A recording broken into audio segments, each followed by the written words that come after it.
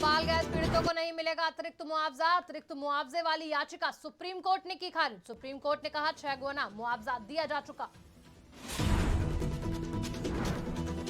अनुराग ठाकुर बोले राहुल की attendance average से भी कम, फिर भी विदेश में जाकर कहते हैं कि संसद में बोलने नहीं दिया जाता, मांगे माफी। उमेश पाल हत्याकांड में पुलिस के हाथ खाली, पति के बेटे समेत आरोपियों पर 5 लाख का इनाम। यूपी में रामनवमी पर रामचरितमानस का होगा पाठ। नवरात्रि में योगी सरकार दुर्गा सप्तशती का कराएगी पाठ। हर जिले को मिलेंगे 1-1 लाख रुपए। वरिष्ठ पत्रकार और विचारक वेद प्रताप वैदिक का हुआ निधन।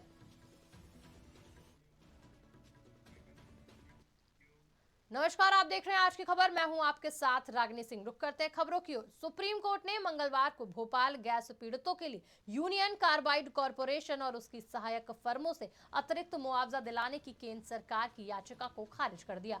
केंद्र ने 2010 में क्यूरेटिव पिटीशन के जरिए डाउ केमिकल से 7800 करोड़ का अतिरिक्त मुआवजा दिलाने की अपील की थी। गैस कांड के बाद यूनियन कार्बाइड कॉरपोरेशन ने पीड़ितों को $470 मिलियन यानी कि 715 करोड़ रुपए का मुआवजा दिया।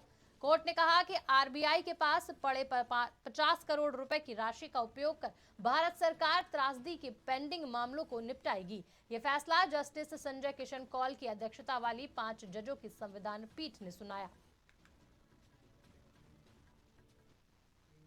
राहुल गांधी के लंदन में दिए गए बयान को लेकर संसद में हंगामे के बीच केंद्रीय मंत्री अनुराग ठाकुर ने मंगलवार को लोकसभा में राहुल गांधी की अनुपस्थिति पर सवाल उठाए। अनुराग ठाकुर ने पूछा कि आखिर राहुल गांधी अभी कहां हैं। दरअसल संसद के बजट सत्र का दूसरा भाग सोमवार से शुरू हुआ, लेकिन दोनों दिन राहुल गांधी सदन में नहीं दिखे। इसी को लेकर अनुराग ठाकुर ने सवाल किया और साथ ही ये भी आरोप लगाया कि राहुल गांधी के सदन में उपस्थित रहने का ट्रैक रिकॉर्ड बहुत खराब है। अनुराग ठाकुर ने कहा, आप रिसर्च कर लीजिए, राहुल गांधी सदन में सबसे कम रहते हैं। राहुल गांधी जी विदेश में जाकर रोने का काम करते हैं। राहुल गांधी जी का कैम्ब्रिज क्राइस, लंदन लाइस, इससे साफ तौर पर दिखता है कि वो देश को अपमानित करने का कोई भी क्षण नहीं छोड़ रहे। एक बार नहीं, बार बार देश को अपमानित करना, देश के सैनिकों का मनोबल गिराना, उनको अपमान करना और बार बार एक प्रोपेगेंडा के तहत देश के खिलाफ बात करना। एक और सदन चल रहा है, लेकिन राहुल गांधी जी जहां दुनिया भर के देशों में जाकर कहते हैं कि उनको बोलने का अवसर नहीं दिया जाता, अगर देश में एवरेज अटेंडेंस देखी जाए तो उससे भी कम इनकी अटेंडेंस है पार्लियामेंट की। प्रयागराज में हुए उमेश पाल हत्याकांड में 18 दिन बीतने के बाद भी यूपी पुलिस के हाथ खाली हैं। लगातार शूटरों की तलाश की जा रही है, लेकिन पुलिस अभी तक शूटरों तक नहीं पहुंच पाई है। प्रयागराज से लखनऊ और पड़ोसी देश नेपाल में भी यूपी पुलिस की 22 टीमें शूटरों की तलाश में जुटी हैं। यूपी पुलिस की हिट लिस्ट में माफिया अतीक अहमद का बेटा असद, अरमान, गुलाम, गुड्डू मुस्लिम और साबिर है। इन 5 आरोपियों पर एक बार फिर से इनाम की राशि बढ़ा दी गई है। माफिया अतीक अहमद के बेटे असद और 4 शूटरों पर शासन ने इनाम की धनराशि 2.5 लाख से बढ़ाकर 5-5 लाख रुपए कर दी है। पुलिस इनकी देश के कई राज्यों सहित पड़ोसी देश नेपाल में तलाश कर रही है। यूपी सरकार इस बार चैत्र नवरात्रि पर पूरे प्रदेश में विशेष पूजा पाठ कराएगी। सरकार की ओर से नवरात्रि में दुर्गा सप्तशती का पाठ, देवी जागरण और भजन का आयोजन किया जाएगा। झांकियां भी निकाली जाएंगी। रामनवमी पर श्री रामचरितमानस का पाठ कराया जाएगा।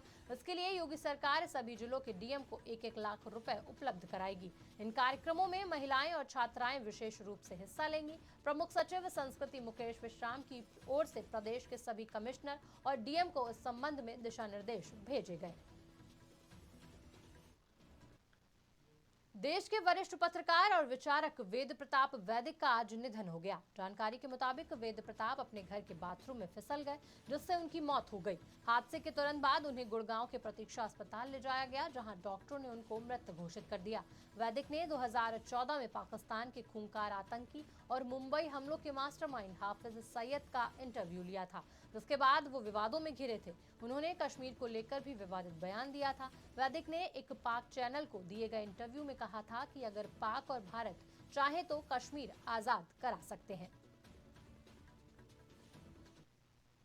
आम आदमी पार्टी ने मध्य प्रदेश में विधानसभा चुनाव का शंखनाद कर दिया है। दिल्ली के मुख्यमंत्री अरविंद केजरीवाल ने मंगलवार को भेल दशहरा मैदान पर आयोजित सभा को संबोधित किया। मंच पर आते ही सबसे पहले केजरीवाल ने कार्यकर्ताओं से आई लव यू टू कहा।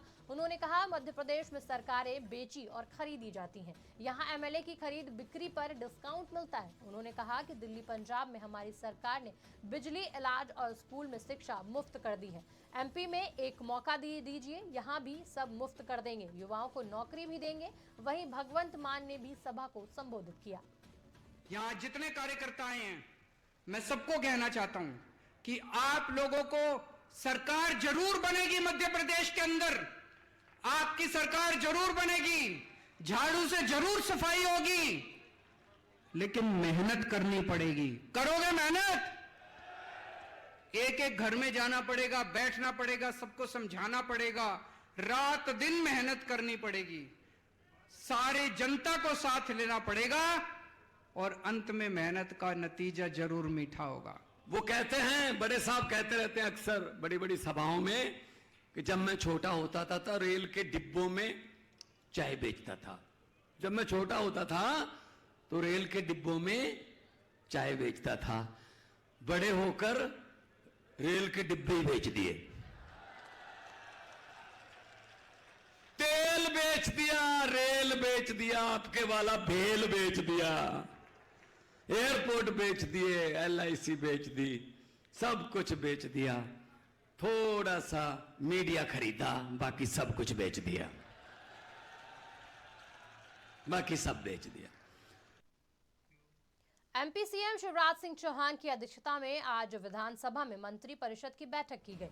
मंत्री परिषद ने शासकीय सेवकों और पेंशनरों को देय महंगाई भत्ते और राहत की दर में 1 जनवरी 2023 से 4% वृद्धि का अनुसमर्थन किया। कर्मचारियों को देय महंगाई भत्ते में 4% तक की वृद्धि किए जाने पर इस वित्तीय वर्ष में 265 करोड़ रुपए का अतिरिक्त खर्चे की संभावना जताई गई। बैठक में निवाड़ी में पेंशन कार्यालय की स्वीकृति दी गई। वहीं इस बैठक के बाद नरोत्तम मिश्रा ने क्या कुछ कहा, आप भी सुनिए। मध्य प्रदेश कैबिनेट की बैठक आज वल्लभ भवन में आज विधानसभा के समिति कक्ष में माननीय मुख्यमंत्री शिवराज सिंह जी चौहान की अध्यक्षता में संपन्न हुई। अनुसमर्थन आज शासकीय सेवकों और पेंशनरों के देय महंगाई भत्ते राहत दर को 1 जनवरी 2023 से वृद्धि करने का आज कैबिनेट के द्वारा निर्णय किया गया है। फिलहाल इस बुलेटिन में इतना ही। देश दुनिया की बाकी बड़ी खबरों के लिए देखते रहिए आज की खबर।